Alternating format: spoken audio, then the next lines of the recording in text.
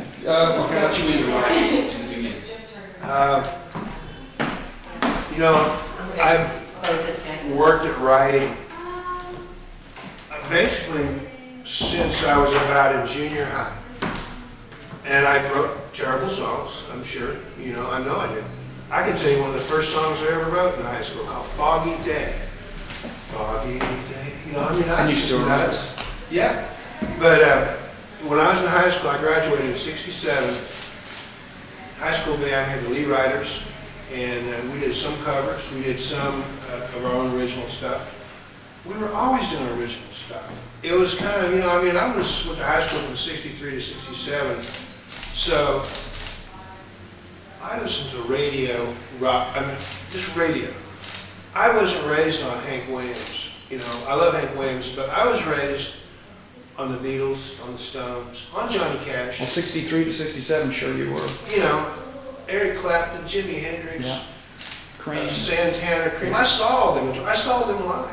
Janis Joplin, I saw them all live. All these people in here that you see in these pictures, right. I saw them all live. And I love blues, and I did love country, but I didn't have that much experience with it. But I always wrote. And then in 1972, a friend of mine got a job in Bakersfield as a guitar player in a country band. I was playing in a rock band. And he called me and said they needed a keyboard player. And and you get a paycheck, you'll get $225 a week. Well, in rock bands, I'd go play somewhere for $30 and it cost me $50 to get there. Right. So I was like, country paid. Country paid. So I said, okay, I'll go check it out. And we were kind of on the tail end. Our band wasn't that, you know, it wasn't like, we gotta make it, you know. And so I went there and slept on the floor for a few weeks and we rehearsed with this band. And actually, that's when I started learning country music in '72.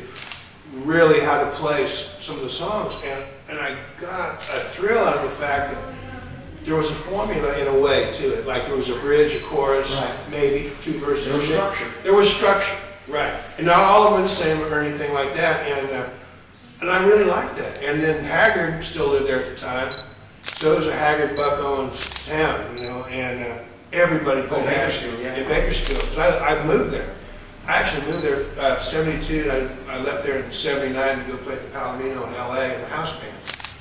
But during that whole time, I got my country stuff going like that, and always writing. And you know, I'd back like Billy Mize and Haggard would come in sometimes to the Texas Barrel House and sit in with the band.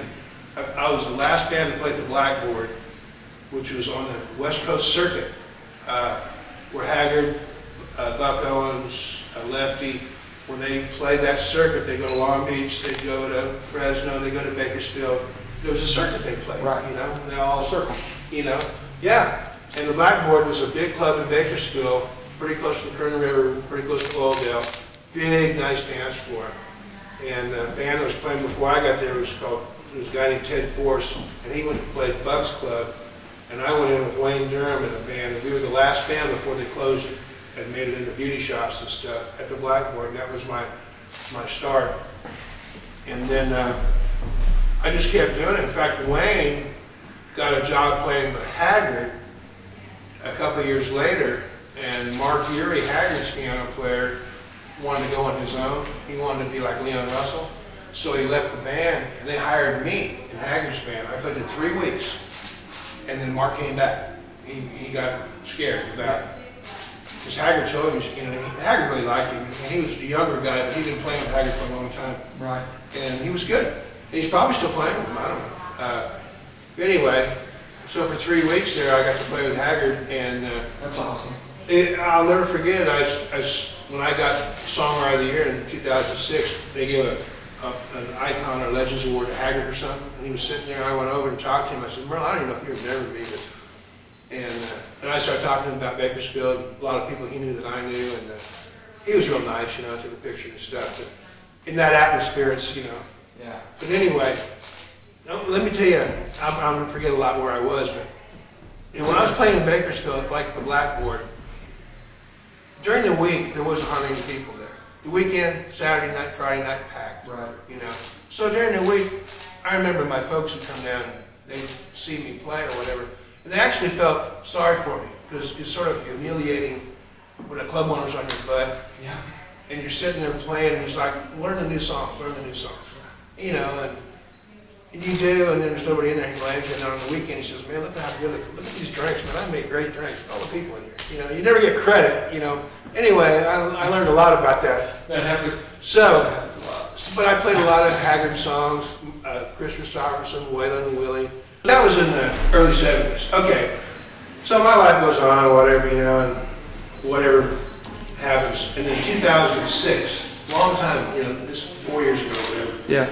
I was fortunate enough to get Songwriter there at BMI. I remember that. Just surprised me, and you know, I didn't expect it, and it's like I'm just really grateful.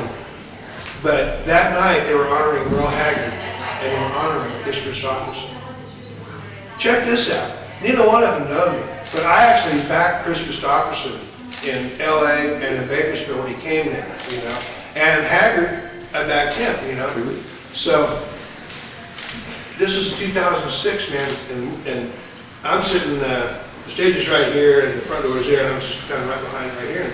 And they're pulling out the awards and stuff, and they get towards the end, I'm thinking, you know, I don't think anybody's got any more than I got tonight, you know. Whatever. They call my name. And I was just blown away, man. I was just almost crying, you know. You know, it's just It's something you look forward to. well, look at this room of people out there. Yeah. And I looked to the right, and Kristofferson was standing up applauding for me. And I looked to the left, and Merle Haggard was standing up applauding for me. And you talk about full circle. And nobody knew it but me. Yeah. Because that was my life before I ever got here. Right. And I walked up on stage like, I will never forget that. That was... That's a wonderful story.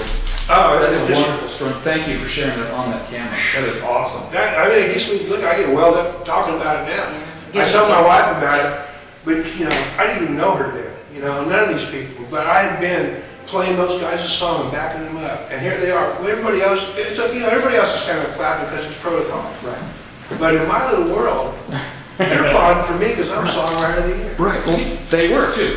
I was like, that's all I was thinking about when I was standing up there. I was just looking like a dazed idiot, like, oh, thanks, you know.